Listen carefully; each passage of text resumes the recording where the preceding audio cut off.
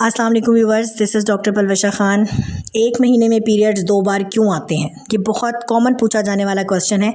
पहले ये जानना ज़रूरी है कि कितने दिनों में माहवारी आना नॉर्मल है। अमूमन 21 से 35 दिन के दरमियान मेंसेस जो आते हैं वो नॉर्मल होते हैं। यानी अगर आपको बहुत जल्दी आएंगे तो मैक्सिमम 21 दिन में आ जाएंगे, 21 या 22 दिन में। और अगर आपको थोड़ा लेट भी आते हैं तो 35 दिन तक आ जाने चाहिए। बेसिकली महीने में 2 दफ़ा साइकिल आना उस वक्त नॉर्मल है जब आपको 21 दिन में आ रहे हैं। जैसे फॉर एग्ज़ाम्पल अगर आपको 1 दिसंबर को मेंसेस आए हैं तो ज़ाहिर है 21 दिन का अगर साइकिल है तो 22 या 23 दिसंबर को आपको दोबारा आ जाएंगे। उस सूरत में तो ये नॉर्मल है। लेकिन अगर आपको 12 दिन में, 18 दिन में, 15 दिन में मेंसेस आ रहे हैं तो ये नॉर्मल नहीं है।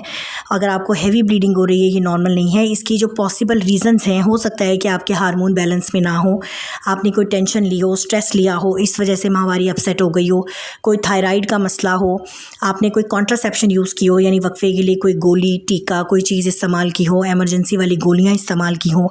समटाइम्स रसोलियों की वजह से भी ऐसा होता है या पानी की थैलियों की वजह से भी ऐसा होता है। तो अगर आपको हैवी ब्लीडिंग है, पीरियड्स के दौरान पेन है, मेंसेस बहुत लेट आ रहे हैं या बहुत जल्दी आ रहे हैं, तो प्लीज़ डॉक्टर से कंसल्ट करें ताकि आपके blood test, hormonal test, ultrasound जो भी आपकी ज़रूरत है उसे करके आपका ट्रीटमेंट किया जाए। अगर आपका कोई सवाल है तो आप पूछ सकते हैं। If you like the video please subscribe the channel. Thank you.